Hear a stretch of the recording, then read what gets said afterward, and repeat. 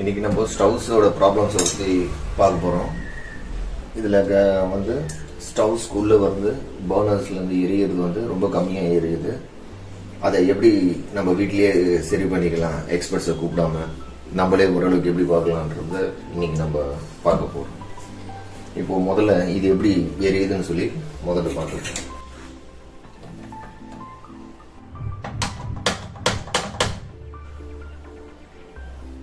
இப்போ ஹையஸ்ட் ஃப்ளேமே இதுதான். இதில்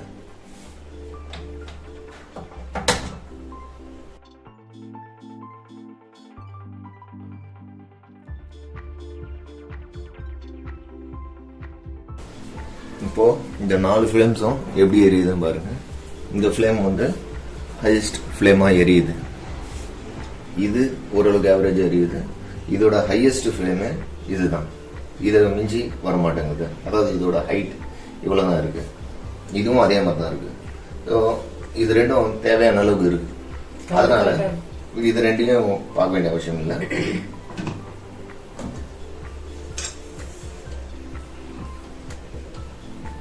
ஆக்சுவலாக ஃப்ளேம் வந்து நீல கலரில் வரணும். கேஸ் கம்மியாக இருக்கிறதால இப்போதைக்கு என்கிட்ட இந்த கலரில் வருது. ஸோ கலரையும் இப்போ முக்கியமாக பார்க்க வேண்டிய ஒரு விஷயம்தான். நீல கலரில் இல்லாமல் கலர் மாறிச்சுன்னா ஏதாவது ஃபால்ட் இருக்கான்றதை செக் பண்ணிக்கணும். கேஸ் கம்மியாக இருந்து ஒருவேளை இந்த கலரில் வந்ததுன்னா அதை கனெக்ட் பண்ண தேவையில்லை. கேஸ் ஃபுல்லாக இருந்தும் இந்த மாதிரி கலர் வந்ததுன்னா அதுவும் வந்து இன்டர்னலாக ப்ராப்ளம்ஸ் இருக்கும், இஷ்யூஸ் இருக்கும். இப்போதைக்கு இந்த ப்ரெஷர் தான் ப்ராப்ளம். அடைப்பு ஏற்படும் போது இந்த மாதிரி வரும். அடைப்பு ஏற்பட்டு இந்த மாதிரி ஏதாவது வந்ததுன்னாக்கா அது எப்படி சால்வ் பண்ணுறதுன்றத நம்ம பார்க்கணும். இந்த மாதிரி எல்லோ கலர் வந்திருக்கிற ஃப்ரேம்ஸ் வந்து கேஸ் கம்மியாக இருந்தால், ப்ரெஷர் கம்மியாக இருந்தாலும், உள்ள அடைப்பு இருந்தாலும், ஏதாவது ஃபால்ட் இருந்தாலும் இந்த மாதிரி கலர் நீல கலர் இல்லாமல் இந்த கலரில் எரியும். பர்ஃபெக்டான ஸ்டவ் வந்து முழு நீல கலரில் மட்டுமே எரியணும். முழு ஃப்ளேம் வைக்கும்போது அதனுடைய ஹைட் ஒரு ஆவரேஜ் ஹைட் வந்து இருக்கணும். இப்போ இதில் ரெண்டுத்துலேயும் ஃப்ளேம் நல்லா தான் எரியுது. ஆனால் கலர் வந்து எல்லோயிஷாக எரியுது. அதனால் ஏதாவது ஃபால்ட் இருக்குன்னு நினைக்கிறேன். பட் என்கிட்ட வந்து கேஸ் கம்மியாக இருக்குது ஆக்சுவலாக இப்போ இருக்கிறதுல. அதனால் இந்த கலர் தெரியுது. அதனால் இப்போதைக்கு இது ரெண்டும் ப்ராப்ளம். இது ரெண்டும் ப்ராப்ளமாக இருக்குது.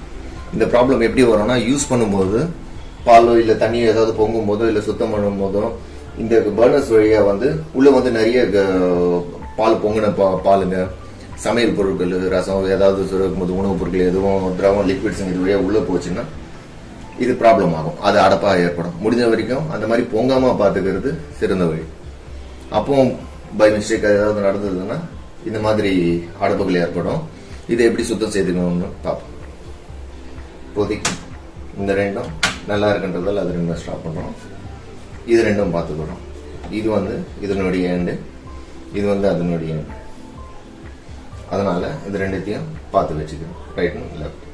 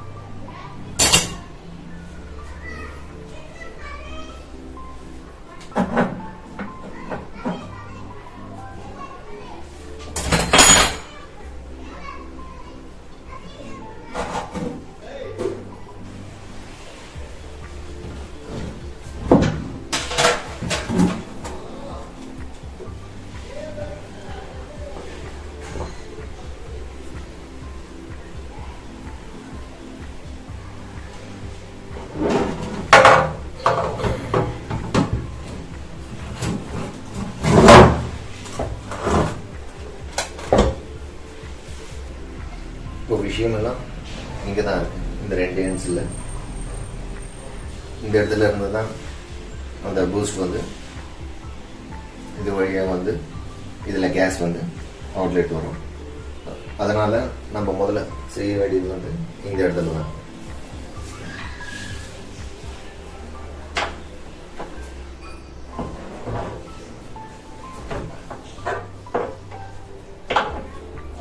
இதை ஜென்டலாக ஓப்பன் பண்ணிக்கணும். ஏன்னா இதில் த்ரெட்டுங்க லூஸ் ஆனாலோ இல்லை அது நடுவில் கேப்புங்க ஏற்பட்டாலோ உடைப்பு விரிசல் போனது வந்தாலோ அது ஆபத்தில் முடியும். ஏன்னா இது கேஸ் சம்மந்தப்பட்டது. ரொம்ப கேர்ஃபுல்லாக தான் இதை ஹேண்டில் பண்ணணும்.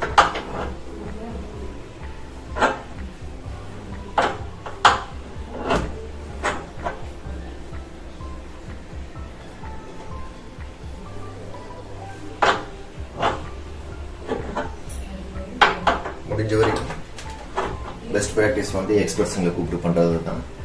இப்போ இந்த கொரோனா சுச்சுவேஷன்ஸில் இல்லை எமர்ஜென்சிக்கு அவைலபிலிட்டி இல்லாத பொழுது நீங்கள் செய்யலாம். அது லைஃப் ரிஸ்க் இல்லாத அளவுக்கு நீங்கள் பார்த்துக்கணும்.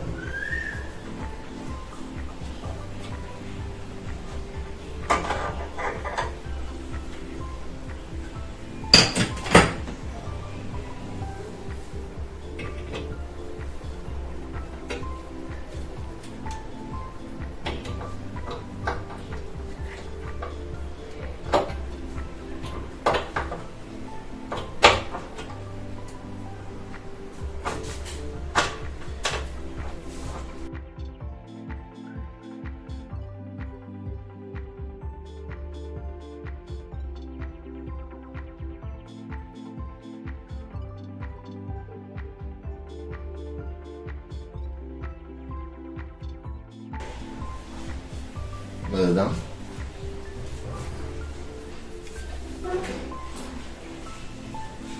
இதில் இருக்கிற இந்த நாசலோட அடப்பு தான் ஸ்லோவாக வர்றதுக்கு காரணம். ஸ்டாப்லருடைய ஒரு பின்னை யூஸ் பண்ணிக்கோங்க.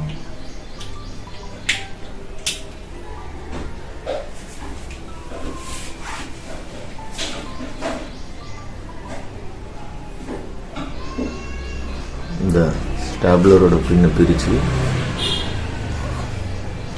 அதில் க்ளீன் பண்ண போகிறோம்.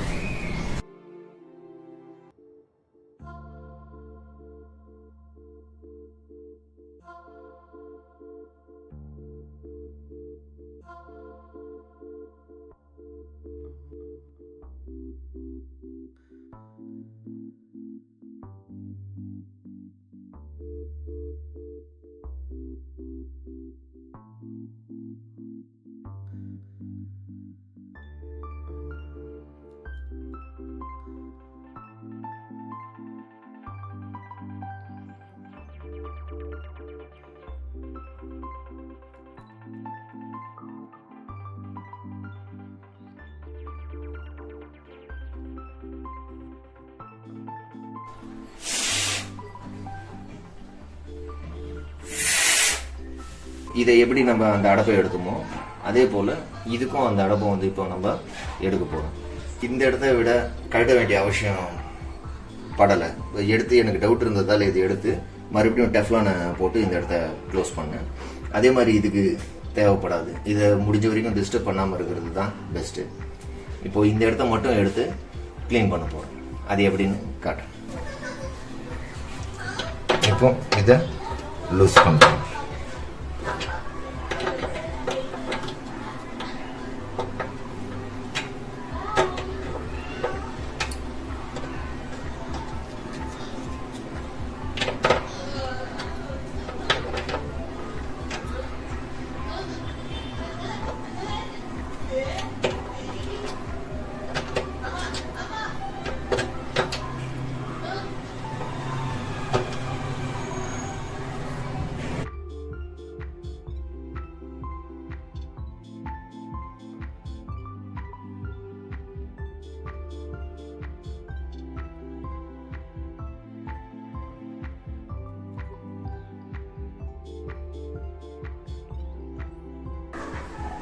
இந்த பாயிண்ட் இருக்கு இல்லைங்களா, இந்த பாயிண்ட்டை தான் இப்போது அடைப்பு ஏற்பட்டிருக்கும்.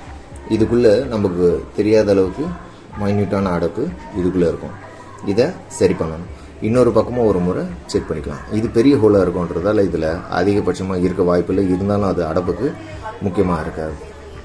சரியான ப்ராக்டிஸ் இதையும் கழட்டிட்டு இதை ஹோல்ஸை க்ளீன் பண்ணிவிட்டு இதுக்குள்ளே சைக்கிள் டியூப் வச்சு பம்ப் அடிப்பாங்க. அப்போ இது வழியாக காற்று இந்த டியூப் க்ளீன் ஆகும். இதில் இந்த இடத்துல நம்ம ஹோலை க்ளீன் பண்ணணும்.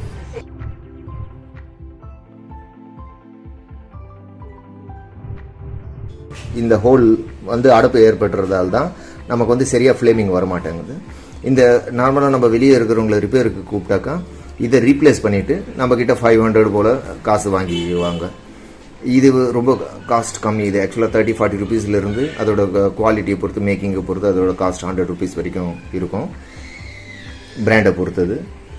இந்த நாசலோட இந்த அடைப்பை நம்மளே க்ளீன் பண்ணிடலாம். அதுக்கு ரீப்ளேஸ் பண்ண வேண்டிய அளவுக்கு அவசியம் கிடையாது. இது எப்படி க்ளீன் பண்ண போகிறோன்னா, இதுக்கு நம்மளுக்கு தேவையானது நம்மளுடைய ஸ்டாப்லருடைய ஒரு பின், ஒரே ஒரு பின் மட்டும் இருந்தால் போதும், நம்ம அதை செஞ்சு முடிச்சிடலாம்.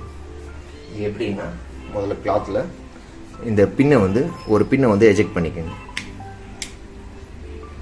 இப்போது இந்த பின் மட்டும்தான் நம்மளுக்கு தேவையானது. அது எப்படின்னு இந்த பின்னை ஸ்ட்ரெயிட் பண்ணிக்கணும். ஒரு பக்கம் மட்டும் ஸ்ட்ரெயிட் பண்ணிக்கணும்.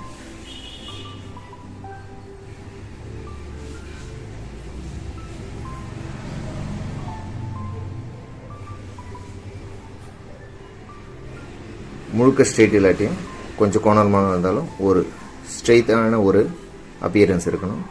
இன்னொரு பக்கம் பெண்ட் இருக்கணும். இந்த பெண்டை நம்ம பிடிச்சிக்கலாம் இல்லைங்களா. இதை இந்த ஹோல் இருக்கும்,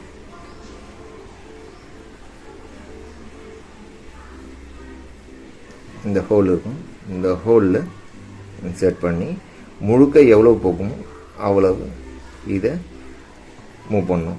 தப்பி தவறி பின்னு உள்ளே போகாமல் பார்த்துக்குங்க. உள்ளே சிக்கிக்கிச்சுன்னா நம்ம ரிப்பேர் பண்ணுறது இல்லாமல் இதனால் மறுபடியும் ஒரு மேஜர் ப்ராப்ளம் நம்மளுக்கு க்ரியேட் ஆகும். அதனால் பின்னு உள்ளே போயிடாமல் பார்த்துக்கங்க.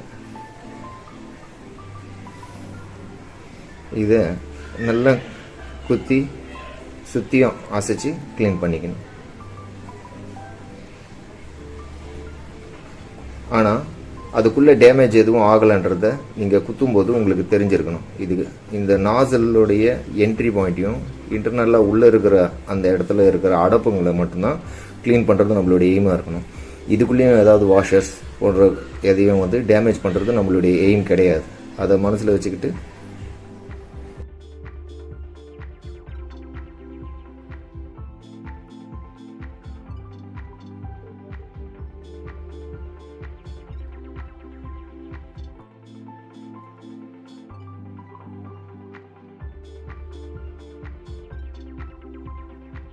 இதை க்ளீன் செஞ்சுக்கணும். இப்போது இது க்ளீன் ஆகிடுச்சு. இதை பொருத்தி பார்ப்போம். இப்போது இந்த நாசிலை க்ளீன் பண்ணிட்டோம்.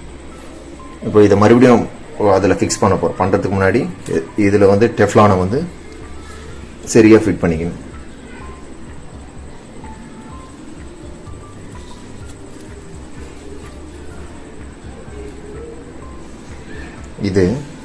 இதுக்குள்ள அடைப்பு வராத அளவுக்கு ஃபிக்ஸ் பண்ணிக்கோங்க. இப்போது லீக்கேஜும் இது தடுக்கும்.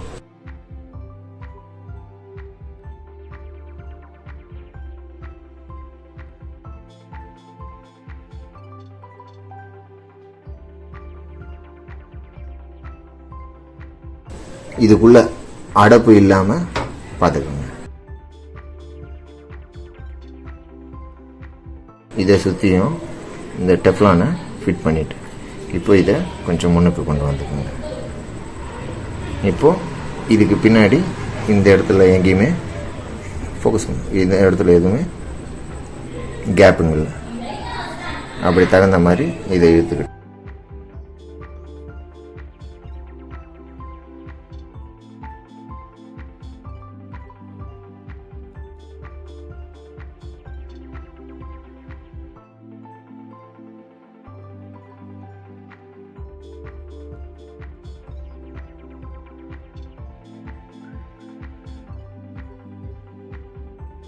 இதை சுத்தும் போது இந்த ஹோல்ஸுக்கு எங்கேயுமே அடைபடாம இதை சுத்திக்கணும்.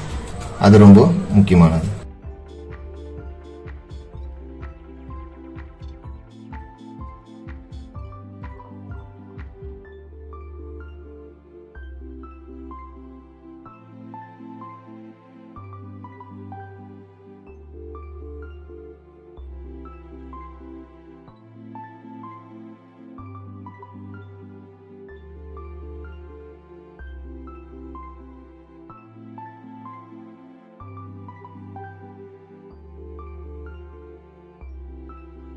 இதோட சென்டரில் எந்த இடப்பும் இல்லைன்றதை கன்ஃபார்ம் பண்ணிட்டு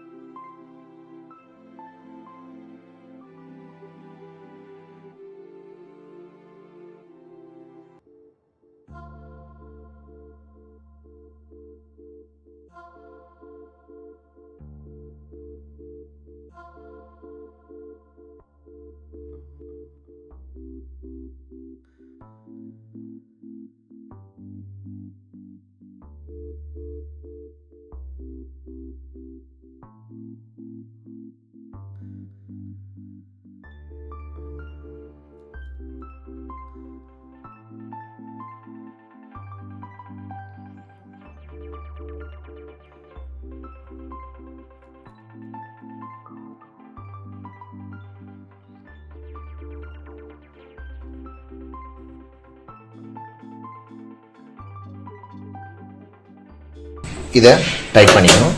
ரொம்ப ஓவர் டைட் பண்ணால் உள்ள பிரேக் ஆக சான்சஸ் இருக்கு. அதனுடைய த்ரெட்ஸுக்கு அமைப்பு இது எதுவும் டிஸ்டர்ப் ஆகாத அளவுக்கு இதை டைட்டன் பண்ணிக்கணும்.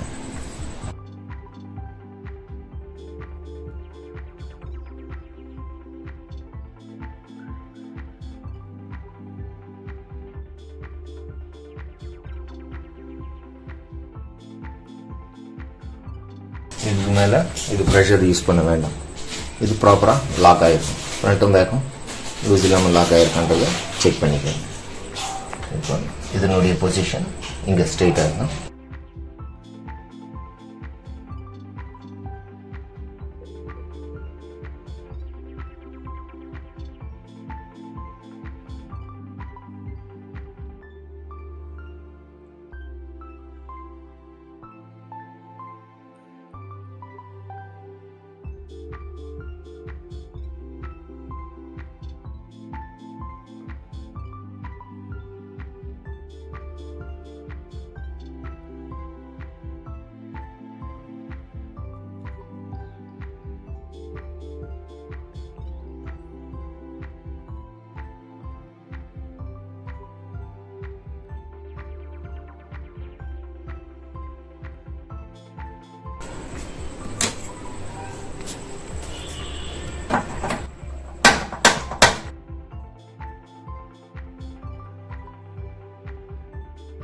இது எரியுது. இதோட கலர் நீலமாயிருது. இதுவே கலர் மாற்றி எரிஞ்சதுன்னா உள்ள வந்து இன்னும் அடப்புக்கு எதுவும் இருக்குன்னு அர்த்தம். இவ்வளோதான் ஃப்ரெண்ட்ஸ்.